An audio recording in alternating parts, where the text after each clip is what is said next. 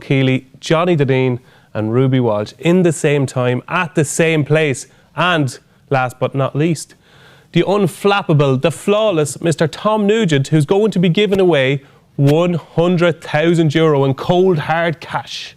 Yeah, allegedly that's what we're planning to do. Anyway, Paddy Power running finders keepers again this morning, DJ, so dropping a few quid into different accounts. People have to log in and claim the money, so we can do the first drop whenever you like. Yeah, we will come to you in just a moment. You know the drill by now. You've watched the show before.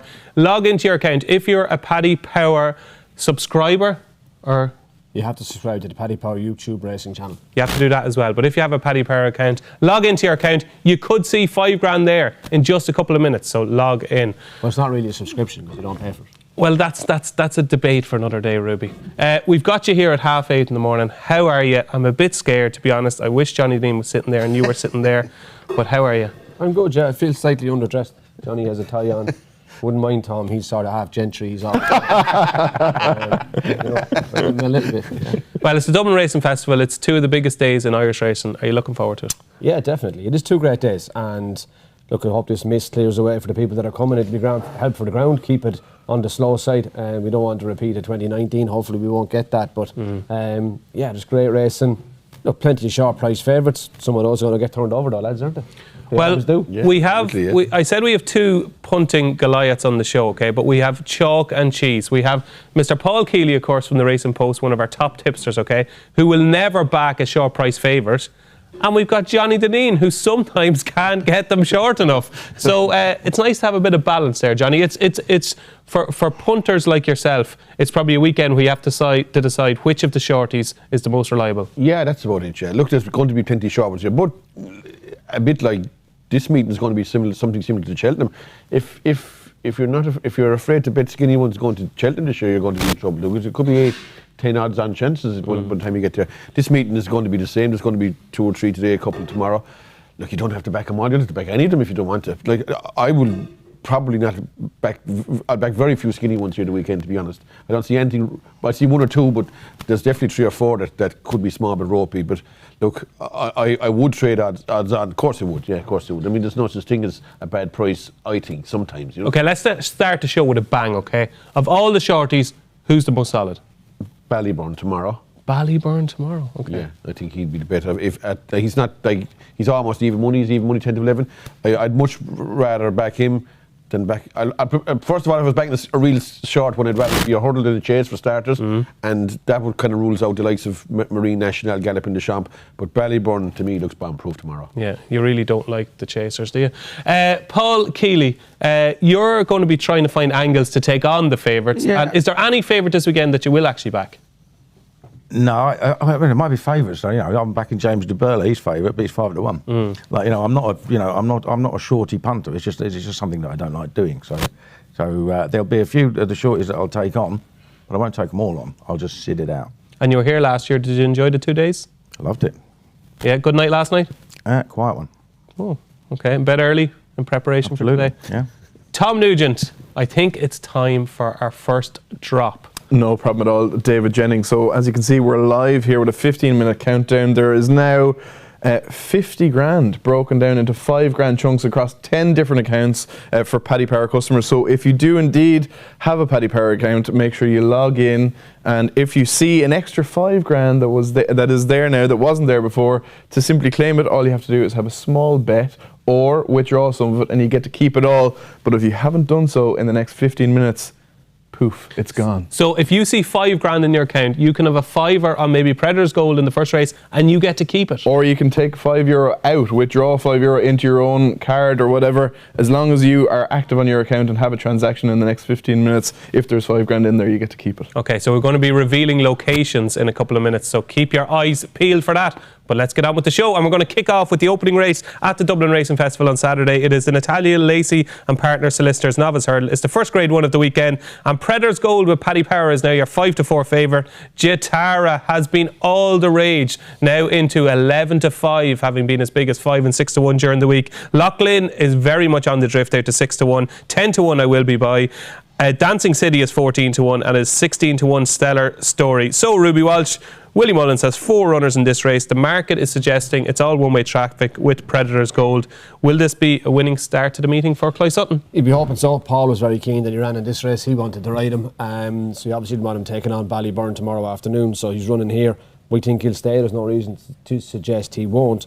But yeah, he's definitely the stable number 1. But all the money for Jatara has definitely made Loughlin a backable price. I know it's only each way the first 2, but I'd say on what they've achieved, I can't see how Loughlin has gone all the way to 6-1. He's starting to become value, I think. Okay, so Loughlin at 6-1. Or to beat Jatara, I think at 6-1. He's starting to make appeal to me. So they're different type of horses, obviously, Ruby. Predators Gold is probably a speedier horse, certainly, than Loughlin. Looks a bit classier, but to be fair to Loughlin, he did win a bumper at Naas when he beat a certain Firefox, didn't he? Yes, he did. I thought it was the same Firefox. So I'd say 6-1 he's getting into value. Okay, a little bit of value at 6-1 is Loughlin for Ruby Walsh. Johnny Dineen, first favourite, fight forward Paddy Power. Will you be getting stuck in? Look, I think you'd have to respect the fact that Tall Town has gone for it. That's like if it's 4 out of the 6 horses are Willie Mullins. It's a big punting philosophy of yours. Well, it would be. I mean, it's like the stable jockey should be on the right horse. You know what I mean? He's number 1 jockey should be on the right. And I do find, though, Ruby included, that they don't ever pick. Not say never pick the wrong ones, but invariably they were always on the right one. What was the worst decision? What was the worst decision you ever made? Is there one where you look back in your career where you say to yourself, you know what I mean? Yeah, but by Cheltenham you had a huge amount of form to go on. Yeah. So it kind of got easier by Cheltenham. I didn't rate Ebezion. What did I rate? Oh, I know, yeah, but like it was 40-1. I know, yeah. Nicholson. Oh, the wrong one. Yeah. I know, but I'm just saying, when there's one, put it this way, I can't hardly ever remember, say a 5-4 shot that belonged to Willie Mullins and a 10 and 12-1 chance second string beating it. Okay, the second, like... Yeah, I'd agree with you there. Penn Hill and one year in, I don't think you were on him. And no, I rode Augusta Cape. Yeah, but they were about 7-1 shots, you know what I mean? Yeah. So you can see why it's a coin flip. Well, last year we had appreciated an El Fabiolo. He got that completely wrong. I rode Penn Hill in the Royal Bond instead of Early Beach. He finished 4th, she ended up winning it. Yeah. I could think of loads of them now if you give you probably could. Loads. Yeah. But I still like to be on the one, I do think Predators Gold will probably win. He's getting to a price now, he's quite short. I cannot get over how short Jatara is. I'd give it absolutely 0 in this race. I think, I genuinely, why? I don't know how it's 5-2. Because 11-5 shorter again. Yeah, I can't get much shorter than that. Why can she not win? Because, first of all, she's second season novice, and at this time of the year, I think second season novice started getting exposed. She's a mare who has no form whatsoever against geldings. She was any price you like in the mare's novice hurdle last year. Like that's last year, though, Johnny. That's last year. Okay, on top of that, she's won Knob Maiden hurdle, right? She's won winners race. Okay, she's won easy in these races, but they were no contest. Like I genuinely wouldn't back her to beat any of the other 5 horses in this race. I think Loughlin is dangerous now. To be honest, he's a big price. I think. Well, I'll be starting off with Jatara anyway.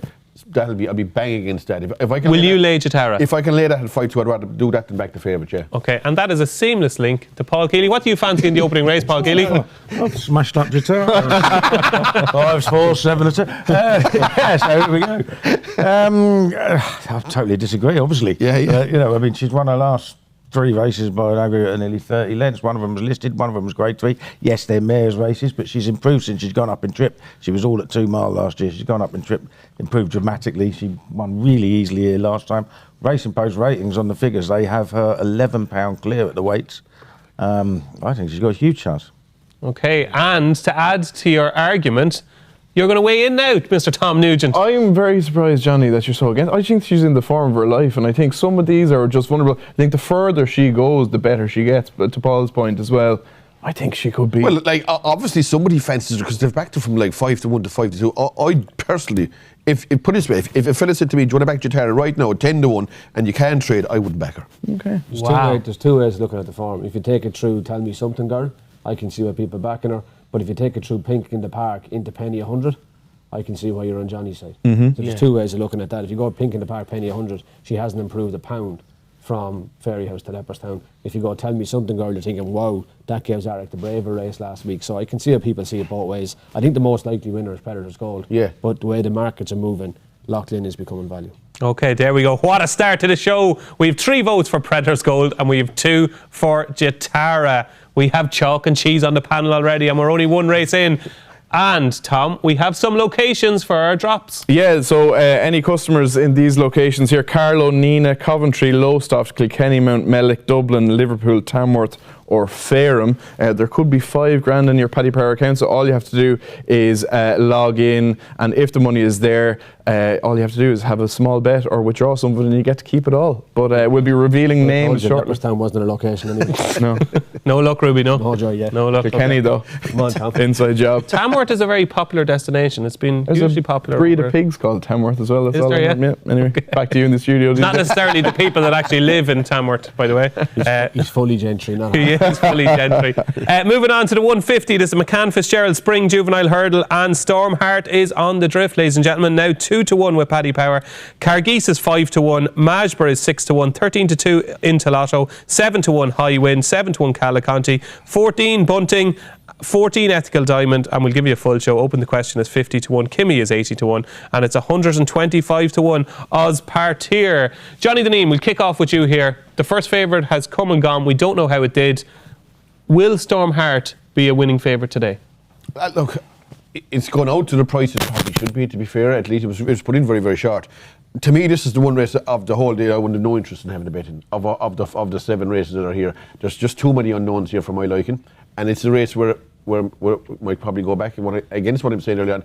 It's a race where I could see Paul Town and easily picking the wrong, because there's very little. A minute ago he never got it wrong. What? A minute ago he never got it wrong. Yeah, but in these 3-year-old holders, as Ruby said earlier on, there is very, very little form. We're only going on one run, Stormheart, where he beat nothing. It's hard to judge horses. Like Mighty Bandit looked a good horse today. He won. It'll be easy for Paul Townend to pick the right one in the Triumph after today. Yeah. Well, he'll have more of a guide. He'll all the one anyone he wanted to ride in the Triumph, looking at Sergino probably. But anyway. Exactly. But it'll be easy to be on the right one of Willie's. Exactly, yeah. But what I'm saying is like Mighty Bandit looked a good horse in Punchestown. Comes here, gets mangled. Stormheart goes to Punchestown, wins very easy, comes here. It could be the same situation. There's too many horses here with just one win. And I was going to leave this race alone. You leave it alone. Like, if you forced me for a selection, I'd probably stick up Cargeese maybe, but it wouldn't be a contest. You're going with Cargeese, are you? Yeah. Cargeese or Cargeese, yeah. I don't know how to pronounce it, but Cargeese or Cargess or Cargesse is my fancy here, Ruby Walsh. I just loved her run because she did so much wrong at Christmas. To have the ability to still challenge Calaconti after the last. She was so keen. She didn't jump particularly well. She made her challenge at the wrong time, I thought, coming around the second last. I think she'll improve hugely, but you're the man in Cloysutton. You know these juveniles better than we do.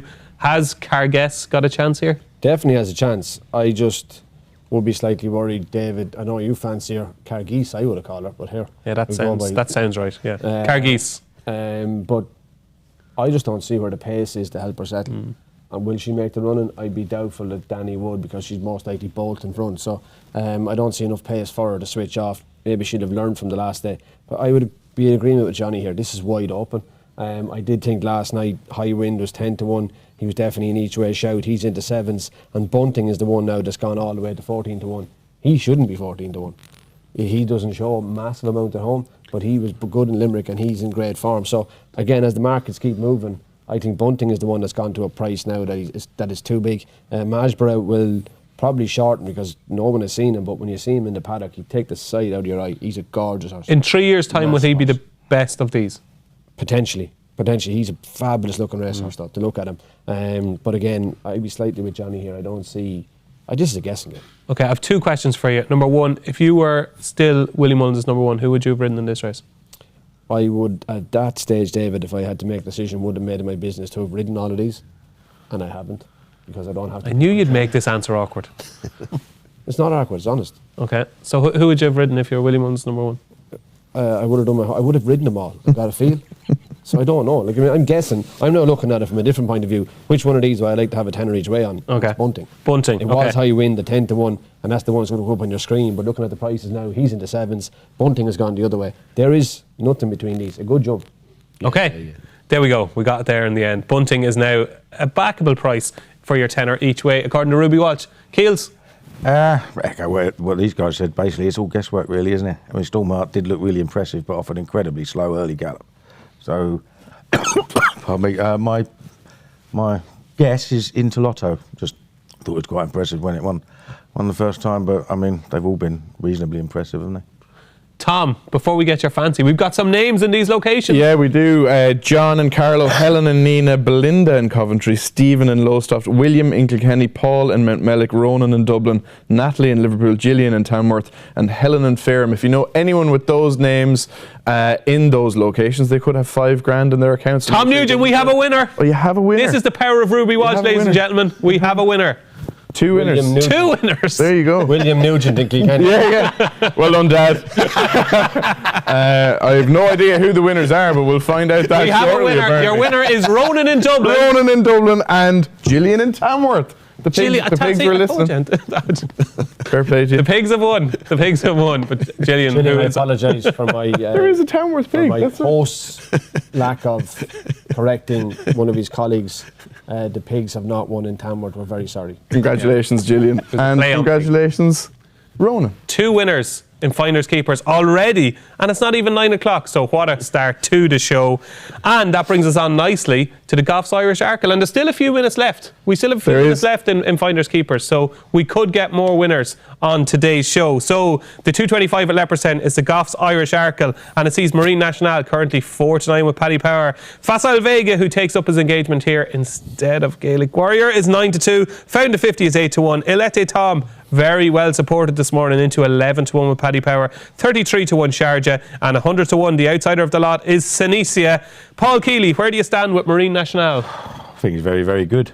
You just can't knock what he did first time out, can you? He jumped absolutely spectacularly on Racing Post figures. He's run to a level not far off his best over hurdles, and he's done it in a beginner's chase without turning a hair. So yeah, he's, you know, if there is one really short one that's bomb-proof, I think he'll be up there as a candidate for one of them. I think, given what I.N.H Tom did here last year, I think he could run well, and I've backed him without, but I don't really see anything troubling the Fav. Okay, so maybe I.N.H Tom's without Marine National at around about 4-1 with Paddy Power could be the play here. Johnny, how short do you go sometimes? So Marine National is currently 4-9. Could that draw you in? No, not really, no. Because of the chase? I thought you were guaranteed 9,000 to win for. No. Is that just because it's a chase? No, I'd back a horse at 5-1, but it wouldn't be maybe in a novice's chase, maybe. Do you know what I mean? That kind of way, at times. But it'd have to be, like, I think you have, when you're betting skinny ones, you have to think a 4-9 shot is a 10s on chance before you back him. You know what I mean? That kind of way, that with any kind of normal look, it will win. Do you know what I mean? So, look, it's his second run over fences. It jumped brilliant here, as Paul said, at Christmas. Sometimes horses don't jump the second day as good as the first day. Who knows? It's going to be in behind horses here probably as well. So you got to run of the race last to just lobbed away in front and control the contest. Look, to me, I think he'll win. Tongue strap would put me off from betting 9-4 on as well for starters. Okay. They don't normally wear him for design anyway, and there's something there somewhere why he's wearing a tongue strap. I don't know what it is. I'm not privy to whatever. But look, it's a big race. There are good horses in this race too. Look, I think he'll win, but I'm not going to back him. Ruby, there's some shrewd judges who often say they like with their novice chasers in their beginner's chase that they make some sort of a mistake. So if they make the mistake, they'll learn from it. Marine National made no semblance of a mistake first time out in Leopardstown. Could that actually count against him? Yeah, I suppose it could. I mean, all horses somewhere along the way are going to miss a fence. It's just whenever it is, and does he get his feet out quick enough to keep himself up would be the question mark. Usually when they end up falling over, then they are a bit more careful the next time. But like, did Cotto Star learn from that fall? No. There you go. He fell in the champion. He fell in Exeter. He fell in the champion chase. He fell All right, again in the Gold Cup. question. He fell in Haydock. Right, move on. Forget that question. And did he fall any other time? He might have. I'm not sure. He probably did. Go on. But they can. Like, I would say Undersow was a horse that would back up your argument. He did fall in Thurles. He fell again here. But after that, he never missed a beat. He was a horse that learned that how to move his feet quick enough, especially the speed he would have been travelling at. But the other side of that coin is a fall can frighten some horses that are never as brave again either. So it's not necessarily a good thing. Anyway, moving on to Marine National. Look, he sets a standard. He was better than Facile Vega as a novice hurdler. He's been flawless over fences. Facile hasn't been. He was good in Navan, but here the last day was a complete blowout. I know Willie Mullins retains the faith in him, and I suppose that's the only reason that I am loath to go against him, because when Willie gets his teeth into something and he's just determined that this is a very good horse and I'm going to show everyone that knocks him, so I would prefer to have my score on Facile Vega at 9-2 than Chance Marine National at odds on, to tell you the truth, and let me be wrong. So it's probably no secret, Ruby, that Facile Vega worked well during the week. Is that fair to say? He has a lot of work done. He did work well during the week, but that's probably the catch with Facile Vega. It's not the first time he's worked well. And he would, like, just the size of his stride, the power he has. Yeah, but I have the utmost respect for Marine National. I know if we were coming here today and Marine National was in Close Sutton, we'd be chest out. He's a good thing. So Barry Connell is entitled to think the same. Johnny, how surprised would you be if Facile Vega won? Oh, look, I wouldn't be shocked. I wouldn't be shocked at all. But look, I'd slightly favour. I'd have to favour the favourite. But would I be shocked if your men beat him? No, I wouldn't. But look, it's a race I'm not having a bet in at the same time. Okay, Tom, before we have our second drop, your opinion on Marine National, and is there a bet in this race? I think the without market is maybe interesting, but I think it's one just to sit back, watch and enjoy. I think you could see a very, very good performance this time. Last year we were probably saying Facile Vega was one of the best novice hurdlers we've ever seen, and obviously what happened, but I think Marine National could shape up into one of the very, very good novice chasers. Are you ready to do another drop? We're ready, always locked and loaded. So we've moved on, loaded up, ready to go on the next 10 accounts. But what has happened with the last few accounts, CJ, let me tell you, obviously we had 2 winners, yes. 8 people didn't win. Yes. Paddy Power have left 500 quid behind in those accounts nice. as a gesture of goodwill. So we're live on the second drop, so make sure you're checking your Paddy Power account at 5 grand and 10 more accounts, and we'll be revealing names and locations shortly. So this is a new drop. Forget about the last one. If you didn't win, you could win this one. This is a new drop. Log into your Paddy Power accounts immediately, and there could be 5 grand there. We're going to be revealing locations in just a minute. We'll move on to the racing stay at Leopardstown Handicap Hurdle. It's at 3 o'clock. It's the first handicap of the day, and fine margin for that man Willie Mullins is currently a 4-1 favourite. Canal End is 6-1, Panda Boy 7-1, Music of Tara 7-1, 9 Graces 8-1, 9-1 Shambally Kid, and 10-1 Bar. Johnny Dineen, it's a big field handicapped, but unusually for Johnny Dineen, you have a very strong fancy in this race. Yeah, look, I have a feeling Canal End is a mile better than the 125 anyway, you know. Now, there are a few horses here like Fine Margin, who's dangerous, very dangerous, and Will Do is a horse I actually backed Canal End and Will Do in that race in Navan. They both went bad. A ring endorsement for the chances today? I think they're better than their marks at the minute anyway. So look, I have a feeling Canal End is a good horse. Stable form this winter hasn't been great. Peter Fay's not exactly booting him in. That'll be small bit of worry, but I have a feeling Canal End is a mile better than the 125 horse, and it's like a day here that he may show it. Have you backed him yet? No, but I will have something on him anyway, definitely. Yeah. I will, yeah, definitely. And for people that don't know, tell them what Canal End is named after. Canal End is in Crow Park, isn't it? Very good, Johnny. I didn't know if you'd know that or not. Yeah. I don't know. It's the opposite end to Hill 16 in Crow Park. Yeah. I suppose that Lounges Cork were there. Oh. yeah, that's true, yeah. We're only there because we're in Leinster. Yeah, we get to go up there and get hockey by the Dubs every so often. It's Canal End for Johnny Dineen, currently a 6-1 shot for Mark Walsh and Peter Fahey. This fine margin, we don't know that much about him. Ran really well at Haydock behind Slate Lane. Do you fancy fine margin, Ruby? You'll have to fancy it purely on the form of that race at Haydock. When you look at the third horse, Crambo, he went and won the long walk at Ascot.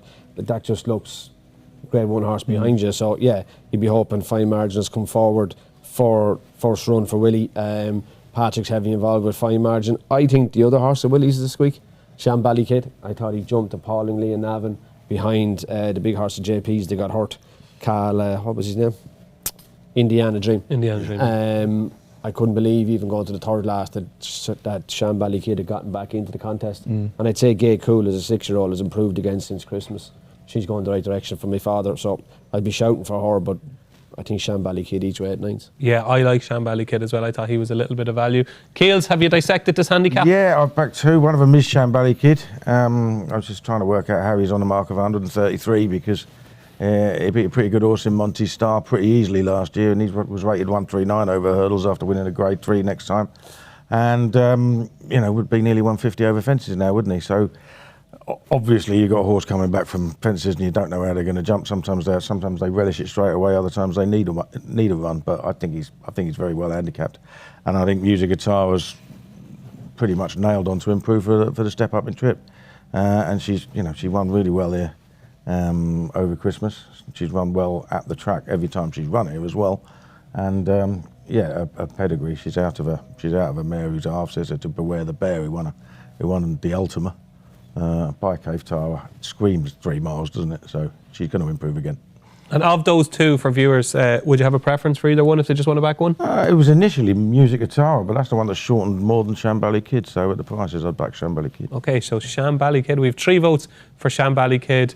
And we have 1 for Canal End for Johnny Dineen. You fancy adding this, Tom? I had 2 darts. Paddy Power playing 6 places. Panda Boy taking advantage of his lower hurdle mark could be interesting. Obviously a very good run behind Meeting of the Waters in the Paddy Power here at Christmas. And Park of Kings, if he stays, Conor Son Walsh is basically a free 5 now. I can hardly remember a lad switching from the flat over jumps and looking as stylish as he does. So I thought he could be interesting. Yeah, a bit unlucky, Conor, as well. He could have had big winners at Cheltenham, wasn't it? Yeah. Gavin Cromwell thing that fell at 2nd or 3rd last, but a really good young rider. Yeah, absolutely. Do you like Conor? He's doing well, isn't he? Doing very well, yeah.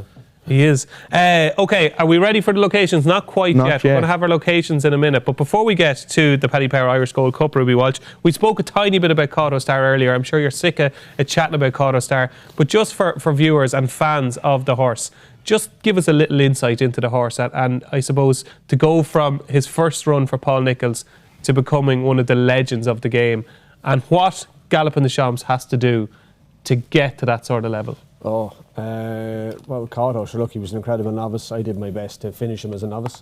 Got back on him Monday in Exeter, but we all make mistakes, I suppose. Came back from a champion chase. Everyone does. 1-2 Tingle Creeks, 5 King Georges. Could you see Galloping the Champ winning in Tingle Creek? No. Neither could I. No. 1-5 King Georges, Old Roan, Down Royal. Cauto Star was an amazing racehorse. Now, Galloping the Champ may well go and win more Gold Cups than Cauto Star. If he wins this year, it'll be 2, and who's to say he couldn't win 3? But will he win the number of Grade 1s that Cauto did? Will he ever shoulder top weight in the handicap? I know Cauto won off 150, whatever it was, but he bolted in an Old Roan. He went back to an Old Roan to try and give him on his garden loads of weight. Tingle Creeks, Jesus, I don't know. I think Cauto Star was a freak myself, but I'm biased. Was there one moment early on in his career where you turned around to Paul and you said, Jesus, Paul, this is a freak? Yeah, when he kicked Foreman out of the way in a novice chase in Newbury. His first start of offences, Foreman had won an Irish champion hurdle for Thierry Duman. AP was riding him, and Cauto Star beat him in Newbury on the 28th, 9:30, around that time of year, December in Newbury. Beat him, his mouth open. You were thinking, holy Jesus, what's this? That was Cauto Star. And we have got some locations, Tom Nugent. We do indeed. Dublin, Nina, St Asaph, Cookstown, Lee, London, Newport, Galway, Dublin and Drogheda. If you are a Paddy Power customer in any of those locations, make sure you're logging into your Paddy Power account, because there could be $5,000 in there. London's a small enough spot. Yeah. Sure, there should be. Any of the two there should be able to log into their accounts. That was as Vegas, Dublin. Yeah. So it's our next drop, and those are your locations. If you are living in any of those areas, or your account is registered in any of those areas, log in now and you could be $5,000 richer. Ruby, I'm going to stick with you just for 2 minutes, okay, before we get to the Paddy Power Irish Gold Cup. You are a hugely successful jockey. You've made the smoothest of transitions to punditry and talking about racing and talking about sport on the radio. How have you found the last couple of years? Have you enjoyed it more than you thought you would when you quit riding? Yeah, I have, Tom. David even? Used to talk. He does make mistakes. I do, usually on purpose. Nice save. Wasn't it? Yeah, very good. Quick, you get do a bit of radio, you get quick with the saves. But yeah, I just want to be very different. It's been very different, David, and yeah, I've enjoyed it. Obviously, I don't know. Maybe I was a bit different to a lot of my colleagues in that I knew the riding would end. I knew there would be an end. I always felt very lucky to be doing what I was doing and couldn't believe that I had the success that I had. Jockey wasn't going to be forever and there was always going to have to be something else. So the end didn't surprise me. Having to move on didn't sadden me. I kind of looked at it the other way, as in, geez, it was great to have what I had. And I know one thing you always say, I know this is a show and we're previewing the racing today and it's brought to you by Paddy Power, but one of the things you've always said to me is you think there's too much focus on what are people going to back in the next race, what are they going to back in the next race. It's all about finding winners, whereas you said you wanted to delve into the analytics of it, like Jamie Carragher, like Gary Neville doing Monday Night Football. You wanted to bring a little bit more, which you are starting really to do, because people that would have watched the Road to Cheltenham the other night, they would have seen your analysis of James Bowen and John Bon, and that's a different type of television that we're used to. Yeah, but that then you would hope would also inform what people do when they're gambling. If they understand more about the horse racing, about how people ride them, about the decisions they made, about the tactics of the sport. And then, you know, I know we're in the middle of a gambling regulation bill now and everything has to be looked at, and that's no harm. But at least when you're betting on horse racing, it can be an informed decision. You're not just picking numbers, playing the lottery. It's informed. You can inform your decision if you understand the tactics. And there's races today, even if you look at that Arkle. So if Paul Townend books out on Fast Side Vega, does Jack Kennedy take him on and found a 50? If they go at it hammer and tongs, they're basically going to gallop each other into the ground and leave it there for Marine National, who just have a target on the two of their backs. So what way do the two of them go about it? Does Jack think, well, I'll let Paul off because it's Marine National I have to beat, not Fast Side Vega? Does Paul Townend think, well, Jack might go fast enough, I can sit second? He didn't at Christmas. So that all has to be looked at. You obviously want to get on the inside of found a 50 because he jumped right here at Christmas. There's all that you can put into a race and add it all up for yourself. So if you think, well, Jack and Paul, if you watch them the last week, they've been taking each other on plenty. If they go at each other in the Arkle, the two of them are going to trot. That leaves it for Marine National. That makes Paul's bet on He Let the Thump even more fascinating because Danny'd be taking his time on He Let the Thump. He took his time on him in Limerick. There's so much you can look at. There's so much there as to what people do. And horses get beat. You think, well, why did it get beat? Could it have won? Jockeys are no different to any other sports person. They make the reactions. It's all reactions. It's all instinctive. James Bowen just reacted the wrong way on John Bond. But you have to react the wrong way to make a mistake, to learn from a mistake, to move on. It's the same way as in punting. If you just always back winners, you'd end up losing everything because you've never made a mistake. You'd have no discipline. You have to make mistakes in any walk of life to get better. And that's what James Bowen will do. And you're saying you change it. I don't take particular enjoyment of pointing out what a 22-year-old's after doing wrong. So you're trying to make it as informative without having a dig. You don't ever want to be digging, lads. You just want to be explaining it so people understand it. And that might stop people criticising them if they understand why they make mistakes. Punters are punters, aren't they? Punter are punter. But anyway, if you can help some people. There we go. There's an insight into the mind of Mr. Ruby Walsh. And Tom, we have got some names in those locations. We do indeed. Derek in Dublin, Fiona and Nina, Mark in St. Asaph, Tom in Cookstown, James in Lee, Gabriel in London, Amy in Newport, Sinead in Galway, Janine in Dublin and Megan in Drogheda. If you know any of those people in those locations, make sure they're logging into their Paddy Power account because there's $5,000 in there courtesy of Finders Keepers. Come on, folks. Let's complete the hat-trick. We've got 2 up. Let's get 3. Log into your account and see if you're $5,000 better off. So the Paddy Power Irish Gold Cup, it's the feature of the weekend. It is 3:35 at Leopardstown today, and Gallop in the Shams is currently your 4-11 favourite with your sponsors Paddy Power. Fast or Slow, who's 2-1 up in meetings with Gallop in the Shams, is 3-1. It is 20-1 your 2022 winner conflated, and also 20-1 your 2023 Irish Grand National winner. Ruby Walsh, you sat on Gallop in the Shams during the week. You know him better than everybody but Paul Townend. What can you tell us about Gallop in the Shams? I don't. Adam Connolly rides him an awful lot more. It's only the second time I ever rode him. I rode him once as a novice hurdler and the other morning again. How did he feel? Felt great. And look, he's a lovely horse to ride. He's a very placid individual. I think the big difference is, I don't know how you explain last April at Punchestown. Fast or Slow won that day. But I think that John Durkin came down to jumping. And Fast or Slow never missed a beat. Whereas Gallop in the Champ just missed forward the first 5 fences. He never got into a rhythm jumping. He came here at Christmas with a change of tactics and Paul let him go at his fences. He jumped much better. And I think if you swing the jumping, that's enough to put Gallop in the Champ in front of Fast or Slow, let alone how much it looked like Gallop in the Champ had improved from the John Durkin. Paul made a good point. We were talking last night. Can a horse back up a massive performance like that? I kind of went home thinking about it. I remember Min doing it at A&3. And I was a sucker. I did it 2 or 3 times in my life. A horse put up a massive performance. He got sucked into riding him again the next day, and he got beat. So beat me in the punches. Masterminded got beat. Masterminded had to win the champion chase. So like they are there. Those massive performances. And I know it was me, especially after Mastermind. You think I would have learned. And when Min did it at Aintree, I still rode him at Punchestown and Undersaw beat him. That is probably a small worry, but to look at him at home, there's a small chance he could be a little bit better than he was at Christmas. Wow, there you go. Could we see an even better performance from Gallop in the Shams? Just the way he came out of the race, his recovery, he was bouncing so quick from it. You're thinking, Jesus. You're our tactics guru here on the panel, okay?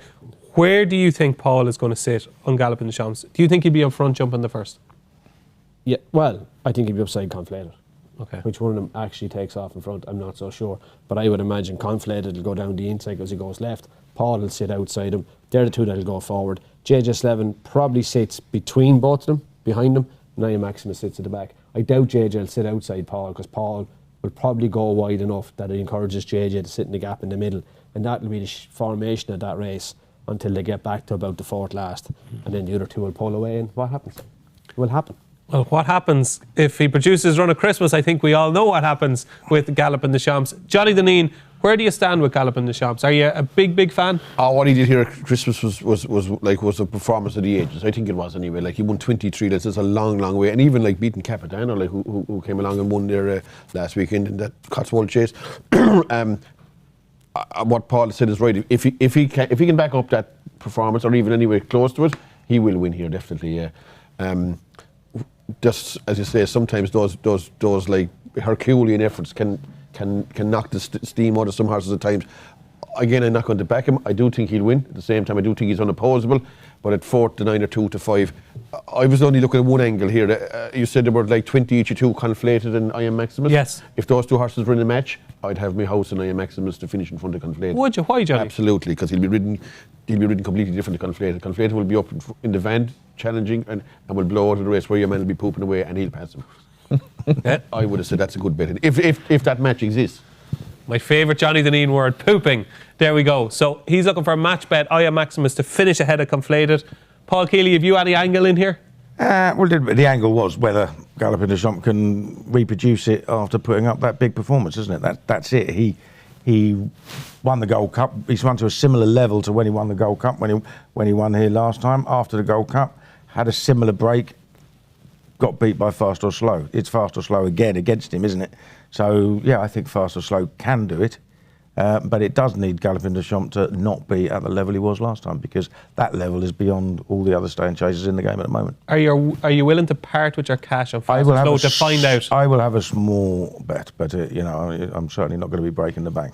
Tom Nugent, have we any winners so far? No winners, and we've run out of time, would you believe? So the clock is... I know, when you're having fun, listening to the three wise men here between us. But yeah, so Paddy Power... There's four wise men here. Oh, well, sorry, I said between myself and yourself, there's three wise men, and I don't know what you're another wise man. They're fourth and elusive wise man at the end. But yeah, Paddy Power, we're leaving 500 quid behind in each of those 10 customers' accounts. So that concludes Finders Keepers. That concludes a very successful Finders Keepers, where we have given away 10 grand to Paddy Power customers. So well done to our two winners in Finders Keepers. We will be back. Are we back tomorrow?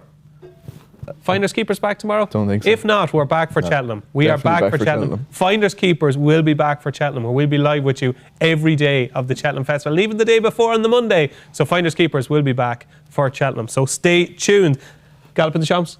Yeah, I love Ruby's point about how it's important to educate people and not worry about too much about the bet, but give them context, I think, is the important thing. Yeah. And today, a lot of people will be coming through the gate or tuning in to see a little bit of history here. Galloping the Champ is just £1 outside the top 20 steeplechasers of all time. And if he puts Fast or Slow to the sword, you're going to see one of the great steeplechasing performances here of all time here today, if he does that. So that's context. It's an interesting angle. That's why these big festivals work. It's good for fans, good for the media, good for everyone. It's a good story for racing. Tom, I think we have a winner. I think we have a winner behind you. Well, because we have Tom and Cookstown. Tom and Cookstown. I've done it again. Yeah. Tom and Cookstown, congratulations. There was a winner. There was down. But anyway, that's just ends my little angle in there. Tom and Cookstown, congratulations, 5 grand. There we go. Yeah? We have given away 15 grand this morning. Town Cooks. Tom and Cookstown, congratulations. You've just won 5,000 quid, courtesy of our friends in Paddy Power. But that is a terrific angle. You could be witnessing one of the 20 best chasers of all time at Leopardstown today. So come racing at 3:35 to see Galloping the Champs in action. Moving on to the 4:10, and it is the Ryanair Handicap Chase, a listed race. And lo and behold, we have a British trained favourite in the shape of Sophie Leach's Madara, who's 130 with Paddy Power. 5-1 Pat Deroux, who was so unlucky here at Christmas when falling at the last. It is 11-2 Solness. Hensey is 15-2. To Folksiara is 8-1. The Big Chap is 10-1. Also 10-1 is Grey Diamond, who has been the subject of strong support all morning. 16s, 14s, 12s, now 10s with Paddy Power, Grey Diamond. 11s Final Orders, 14s Pat's Choice, and 18-1 Bar. Anything you like here, Ruby? I did think Madara at 6-1 was value at 7-2. Not so sure, but I did think this form was strong enough. I thought it improved from unseating at Cheltenham behind Dancing on my own to then at Cheltenham behind Triple Trade, and I thought it won well when it beat In Excelsis Jo, who runs earlier this afternoon at Sandown. But at 100-30, he's gone now. I don't think he's any value at that price. Outside of him, I didn't have a massive opinion. Keels, big handicap, 130 to field. The floor is yours. Yeah, I do definitely respect Madara. I wouldn't back him at the price he is now, but he did beat In Excelsis Deo pretty easily, and I think that one's well handicapped. So yeah, and it'd be great to see a British winner over here as well. Whether it'll encourage any more to come over or not is another matter altogether. But the one I did like was last year's winner, Final Orders, is a big price. Now, I know he hasn't done much since he won the race last year, but he's only £6 higher now, and he won it easily last year. He's a two-time course and distance winner. And the last time he ran over 2 miles was when he ran in a Grand Annual and finished 5th. So it's all been over further since. And I think he just wants to drop him back to 2 mile. And I think he's well enough handicapped to play a hand. He's very weak in the market. Very weak in the market. Final Orders the mount of Keith Donohue, who was drifted all the way to 11-1, having opened up at 8-1 with Paddy Power this morning. Johnny Dineen, this... You haven't had a bet in, well, unless you get your match bet with I.N.H Maximus against Conflated. You haven't had a bet in the Paddy Power Gold Cup. Will you be having a bet in the 410? I was going to go with Pat Deroo. I think it was robbed here at Christmas. It was like you think he would have won? Oh, without it. You don't? I didn't think he would. But look, that's the beauty of horse racing, like every other sport. It is all opinion. Yeah.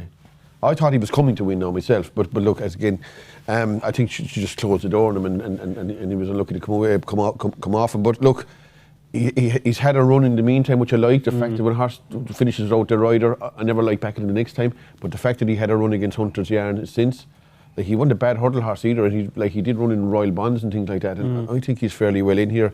I'd back him win only though, because even though he has a share of upside to him as being a novice and can improve, I wouldn't go with him each way at the same time, because his jumping still has to hold up in a like a 13 or 14 or whatever among the runners in a handicap chase. I thought it was quite a good bit of dead wood in this race at the same time. Yeah. More so than in the 3 mile handicap hurdle. I'll be gobsmacked if he puts in a good round of jumping and don't be thereabouts. Okay, that is Pat Deroo, currently 5-1 with Paddy Power. Tom Nugent. Nothing strong here, DJ, for me. Just interesting. Grey Diamond was a bit of market support overnight and nibbled that back down to an interesting mark with a £5 claim. Just thought that could be interesting, but I'll wait until the market livens up a little bit later on. Sam Thomas, Grey Diamond, usually the type of horse that Gordon Elliott does particularly well with. That is your 410. I thought Typical Thomas had a small chance at a big price. It's not really a sexy stable, but I thought he made a mistake at a crucial stage here at Christmas and had been in good form prior to that. He might not be badly handicapped for Mark McDonough in the 410 and the 7th and final race on day 1 of the Dublin Racing Festival. It is the Donohue Marquees Future Stars Flat Race, with an asterisk next to it, a grade 2 and a dream to share. Your 5-time winning bumper winner is currently your even money favourite with Paddy Power. Redemption Day, old rival from 2 seasons ago, is 11-4. You Ought to Know is 8-1, 10-1 the Enabler, and 12-1 Bar. Ruby Walsh, a dream to share, we thought was going to be this year's leading supreme candidate. Obviously things haven't gone according to plan. Are you a bit lukewarm here about, a dream to share given the setback? No, probably Connections just looked at it that when he missed probably his autumn target for a maiden hurdle, maybe even a novice hurdle, then missed Christmas as a novice, he'd be running in the maiden this weekend, probably decided we'll do that next year. Okay. And he's gone back into a bumper. He only has 1 year as a novice hurdler. I can see what they're doing. It probably doesn't float everybody's boat, but it is what it is, so what's the point in crying about it? Absolutely. Now, Keels, you love bumpers. This is always your get-out-of-jail card. You have a terrific record in bumpers. You talk about bumpers a lot. What do you fancy in this particular bumper? I've got no interest in it whatsoever. I just genuinely don't believe horses should be running 6 times in bumpers. They're jumps horses. They should be, shouldn't have been allowed to run in the champion bumper last year, let alone run in this race now. I wouldn't let. What would you do with bumpers to sort out this fiasco? Oh, I wouldn't let any horse run in more than 2 bumpers. They shouldn't be. They should be worth next to nothing money-wise. They're just education races. That's it. And then get them jumping. What do you make of that, Rubes? Look, everyone's entitled to their opinion. Again, I would be more for keeping the dream alive for the people that are spending an awful lot of money investing in the sport. Whatever way you look at it, I know a lot of money from punting goes back into prize to finance prize money. There's no doubt about that. So we know how valuable punters are. But the other side of the way of looking at that is 4 of us, 5 of us sitting here are making a living or earning a living out of horse racing. There's all the people that are going to watch it this afternoon for entertainment. The one person we all need are owners. We need owners investing in the horses, or there is no sport. So I think keeping the dream alive for them and giving them something to be hopeful about and investing in is very, very important. Johnny, It's just not as cut and dry as the way the people would like the sport to go. I do agree in competition and things like that, but I think when you have people investing huge amount of money, you have to give them some dream. Johnny, is this... How long are they going to dream for without getting them to actually do what they were bought to do in the first place? Most horses probably spend one season in bumpers, and Redemption Day has been injured, so is a dream to share. I think they're the exception, not the rule. And most horses spend a season in bumper and then they go novice hurdle, and hopefully then the dream is over. You're either good enough to go novice chasing or you're a handicap. Can I counter that though with just, if you have a bumper horse this year who's maybe looking promising, is your dream not already crushed because you're going up against the champion bumper horse from last year? I like that one, Ruby. Yeah, you could argue that. So I just think it's holding back, and there's a new bunch of horses coming through, working through the system. I don't know. I think it's an interesting discussion. I think we're going down the rabbit hole, but the rule could be changed. Yeah, it could be. Not so much a dream to share. I more meant against Paul's argument about bumpers in general. Yeah. No, I get you. Should you be coming back for a second season in them? Probably not. Yeah. Johnny, does a dream to share versus Redemption Day, the big clash between two really classy horses that we already know how classy they are, does that add to the occasion today or take it away from it? Well, I suppose it makes it probably a better race. I mean, there is no law against the bumper horses of this year putting away a dream to share here today and Redemption Day, is there? You know what I mean? If they're good, are they allowed to do that? Oh, they are. Oh, right, okay. Exactly. Oh, so, like, it's not as if it's a dream to share as some sort of a stonewall certainty here. Is he? Not at all. Really? Not a prayer. Not a prayer. I think at the price he's I was going to oppose him anyway. Are you? I am, yeah. Why? I am. Well, I'll give you a few reasons why I'm going to oppose him. Go for it. Take it away. First of all, he's missing with 280 days. 1, yeah, Right. 2. The second thing is he's coming back from an injury. Yeah. You just don't know how drilled he will be for a race like this. 3. And the third thing, and it's the most important thing, and you can apply it to Jatara as well, it's coming from a stable that's not having any winners. Now, Jatara is coming from Jessica Harrington, has one winner since the start of the jump season proper. It's Jatara. John Kealy's had 2 bumper winners. Stable. Has he had many runners, though? That's all the more reason that the horses aren't right. He's not even having runners. I'm not joking. If you're back in cold stables, you'd be in your underpants. That is a certainty. You'd be cold too. You would. You'd be a boxer's man, Johnny, are you? Yeah, exactly, yeah. But I just think it's a big thing in racing, and it's something I've missed every now and Is it underestimated? I think it is, yeah. Okay. I got caught in the devil's coachman today. I mean, no win in 2 months. No, at least 2 months. I mentioned Colin Murphy today, no win in 6 months. But these people can train horses. I'm not saying they can't. Of course they can. But when they're out of form, Peter Farry now, even though I fancy Canal End, it's had a bad year too. Well, he hasn't. He's 4 off his best season. Is he? Yeah. Yeah, 21 was his best season. He's on 17 already. But he hasn't been having him in the depths of winter though. He'll be flying right now. Yeah. He only has to train 4 more to have a career best. Yeah. But I'm just saying, like, he's not having him when in the depths of winter. Maybe he's not really a winter. Maybe he hasn't got the horses for winter horses or something. The clients to go at Galway more so. Yeah, maybe so. Yeah. And he's probably had those winners in the summer. But I just think when the stable is out of form, you have a great chance of getting a beat. And if you're coming here to oppose a favourite, it's the one favourite probably that's not going to be trained by Willie Mullins. You were a bookmaker, weren't you? Yeah. At one stage. If I was a bookmaker, about bumpers? no bumpers, no bookies. Do you know what I'm saying? And basically, if you were in a hole here, if I was in a hole in the old days and you were making a book, and this came up at 11 to 10, this would be getting the full Monty off me anyway. That's a certainty. The full Monty in your underpants. Yeah. From Johnny Dineen. Yeah. Okay. So Johnny is will you have a bet in the race? No, I'll just take a chance laying the favourite. You're going to lay the favourite. Dream to share. Ruby, a quick fire line on each of these. Okay. Redemption Day. How is he? Chances? Good workhorse. Was only delivered once in the track. You ought to know. Surprised us beat Crow Park in Kilbeggan, improved at Galway. Seems to be fitting well, and Jody picked him. Joystick. Kept going well. Looks a stayer, doesn't he? Pat Taff rides him. He was 2.5 and he won here, yeah. He's stayer. My great mate. Was very keen at Punchestown. If he settles better, he'll run a good race. Speedier type. Hen's Tooth. One at Limerick, 2 miles. Jody has gone for You Ought to Know. She could definitely have ridden him as well. Okay, interesting. At the prices right now, if I'm giving you a tenner, what are you putting it on?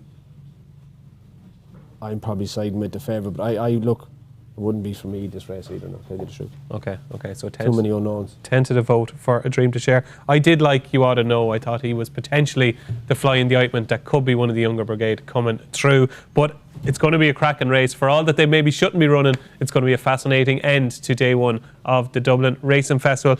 Before we finish up and before we get our charity bets, we have €50 in charity bets courtesy of Paddy Power today, so get thinking, chaps.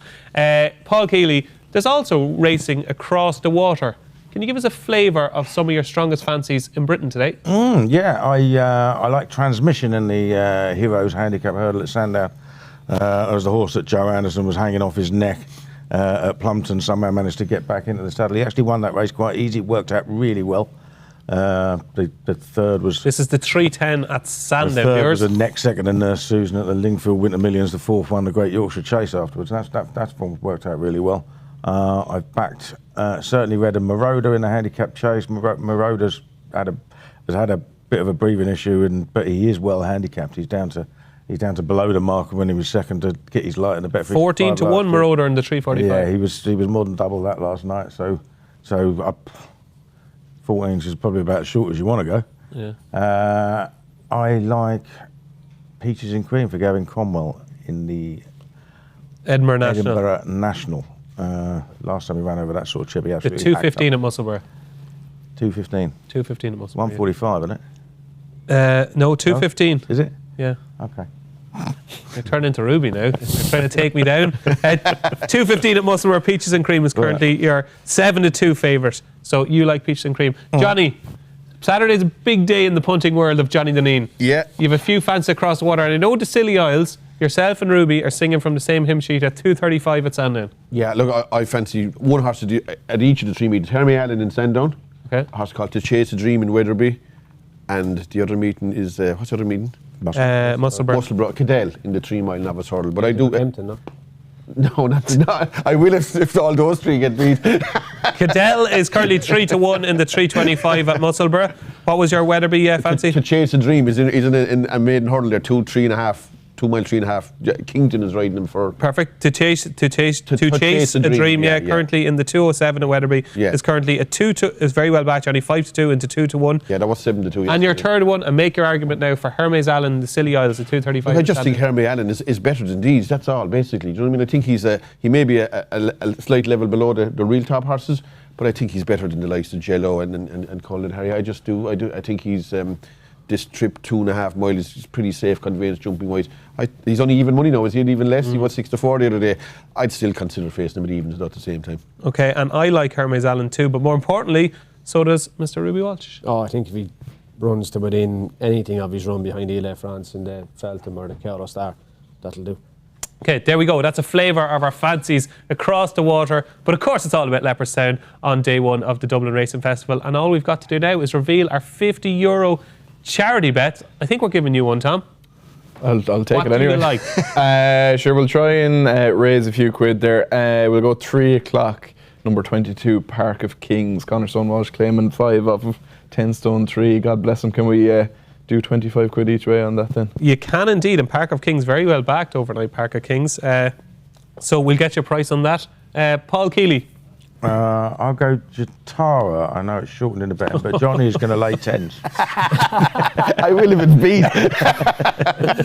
You could have your own. Could we have a little side bet after the show? Could have your own price if it was beaten, yeah. So Paul Kealy is with Jatara in the 120 at Leopardstown. Johnny Dineen. Look, I'll go Predator's Goal because I think it's the one horse I kind of half fancy more than most, but it's not a stonking bet either, though. I'll go with that one. Okay, there we go. So we have 2 in the 1 race, so hopefully we'll get something for our charity in the opening race at 120. It's Predator's Goal for Johnny Dineen. Ruby Walsh. I suppose I could make that an absolute certainty. Definitely get something for the charity, then something else going to beat the three of them. I'm going to have it each way on Shanbally Kid. Okay, so Shambally Kid, who is in the 3 o'clock, the racing stay at Leopardstown Handicap Hurdle. Shambally Kid is currently a 9 to 1 shot, so we could have 500 quid for charity, and I'm going to go for Cargeese in the 150, the Spring Juvenile Hurdle, currently a 5-1 shot with Paddy Power. So that is it, ladies and gentlemen. That is day one of the Dublin Racing Festival here on Good Morning Dublin. And don't forget, we'll be back tomorrow at 8:30. Once again, up bright and early, everybody, for day two of the Dublin Racing Festival, featuring the Irish Champion Hurdle. My thanks to a cracking panel, possibly one of the best. Hopefully none of our past panellists are watching. Possibly one of the best panels we've ever had on our Good Morning shows. My thanks to Ruby Walsh, to Johnny Dineen, to Paul Kealy and to Tom Nugent. Well done to our Paddy Power winners on our drops this morning. And thanks for watching Good Morning Dublin. I've been David Jennings.